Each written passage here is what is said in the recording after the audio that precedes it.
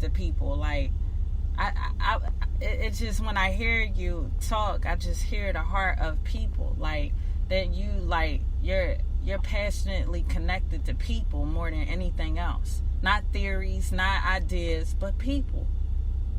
Yeah, I mean, one of the things that happens when you lose your faith, like I did, is you wake up one day and you sort of go like, I think this life is the only one I've got. I think this is it. And I think I have a very short time on this earth. Like, it's an amazing privilege to be alive, but I don't think it's going to last very long. And all of a sudden you start to ask yourself, well, how do I make the most of it?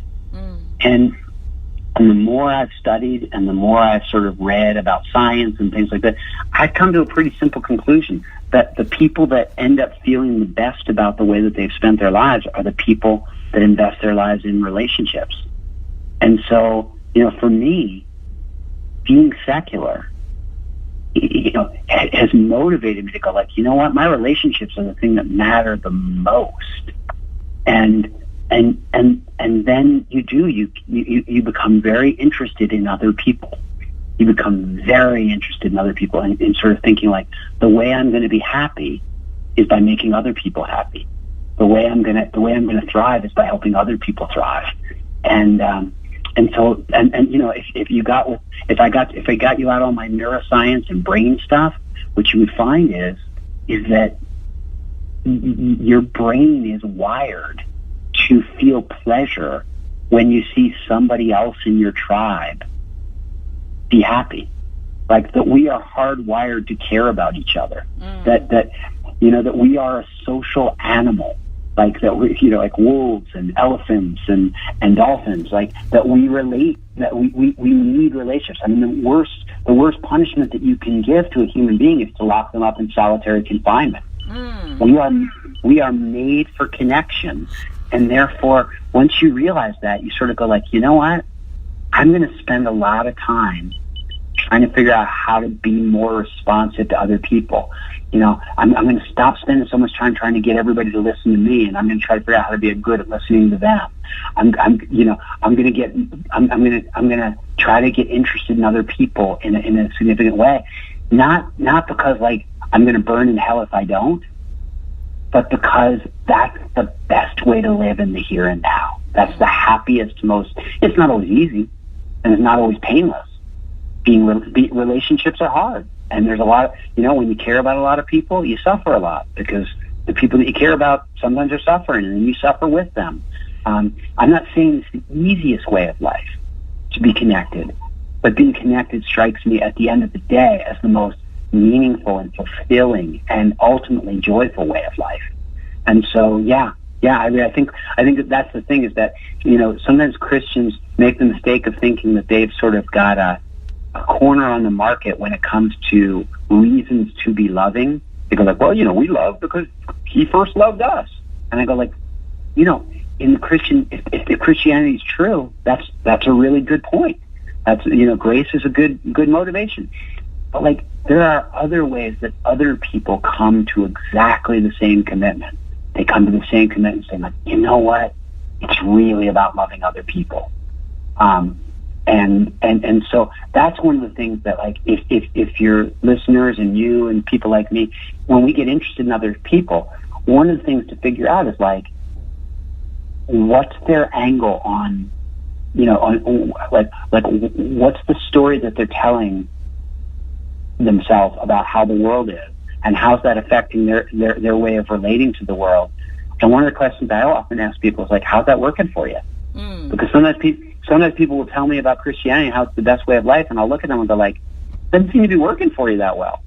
and sometimes people, same thing with secular people. People say like, I'm so glad I don't believe in God and stuff like that. You go like, how's that working out for you? Because like, your approach doesn't seem to be bearing good fruit. Right. And so I think like that's the thing is that like when you start to realize that your happiness is wrapped up in other people's happiness, you get a lot less concerned with what they believe, and you get a lot more concerned with how they're living. I mean, that was a nugget of gold. if I say myself. I mean, that people can rest on and chew on for the rest of their life, because I think we live in such a world right now in 2018 where technology is booming, information is at the click of our fingers, and we're thinking the more we're informed, the more we're connected. But the more you're informed and the less relational you are, the less disconnected you are, the more disconnected you are. And it's a lot of people that are suffering with depression. Suicide is at an all-time high, and even this conversation is at such a timely it's such a timely way, because at the end of the year you have more suicides, more depression around the holiday than anything else. We are more connected than any group of humans in history, and we are more isolated and alone than any group of human beings in history. That is the great paradox of this age, and I think that, like, in some ways, it's just like a lot of things. We're like, now everybody's listening to vinyl records again. They've come back in style. People are like, oh, those were kind of cool, and there's some things that are going to come back in style, and I think that one of the things that I'm really hoping will come back in style is the personal relationship. Mm-hmm. That the in person, we're sitting across, having a cup of coffee, talking about our lives, catching up with each other, which is not a bad segue, because I'm sitting in my office, and guess what? You having a cup of coffee? No, I'm not yet. But my buddy James Exline just walked in here, and as soon as I hang up this phone, he and I are going to go for a walk. We're going to walk up to a coffee shop, and we're going to have a cup of coffee, because I'm trying to practice what I preach here. That's awesome. I think that's awesome. That's phenomenal. I think that's awesome. I think that's awesome. I really appreciate, you just sharing some truths on this podcast on how to relate and stay connected. If anything that people don't walk away with is the key to success in life, not success in your careers, because that'll come, like that'll naturally come, but you have to stay connected to people. You have to dwell with them and understand that even when it gets complicated and difficult, you have to love each other, And Otherwise you're going to end up with a lot of money and nobody to have fun with it.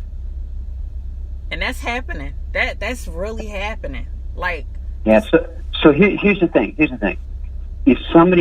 there's anybody out there and they're like, well, this is interesting, but like, I got a question. I'm so easy to find. I'm so easy to find. If you just go to bartcampolo.org, or if you just Google my name, like my website comes up and there's a thing that says contact me, and guess what? It contacts me.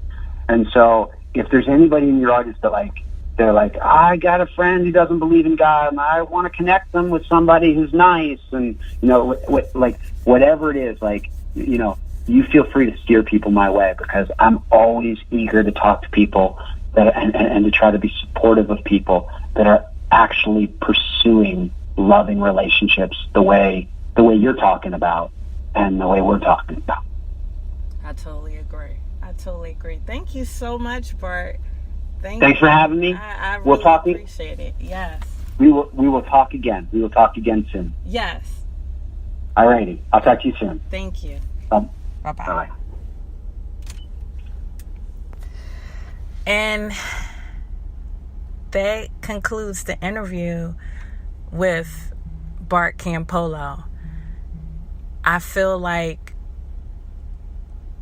the interview went very well in the sense of understanding people, and whether you are a person of faith or a person not of faith, you can still walk away and stay connected with people and know the reasons why you stay connected with people.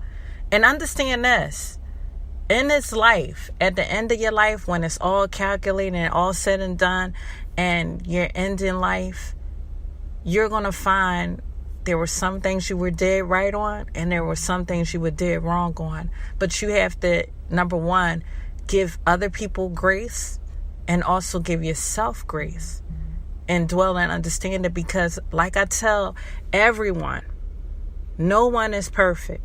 No one has arrived. No one is perfect. No one is all put together. So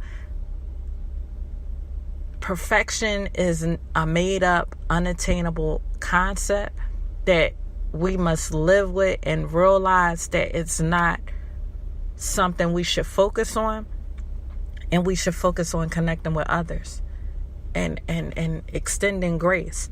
I'm a person that is a believer, and I had a beautiful conversation with a person with the same principles as me, but they didn't believe in God. Does it separate us as humans? No. Theories are just separated, not humans. And that's what we want to get back to. We want to get back to the great conversation of connecting with others, building with others, staying relatable, and being emotionally well. Emotionally well enough to know, even after all your theories and concepts are held dear to your heart, connecting with people is held just as dear. This concludes this episode of Life Coaching with Ink. This is ER, Emotional Response. Email me, inbox me, call, text me. I'm just a touch away.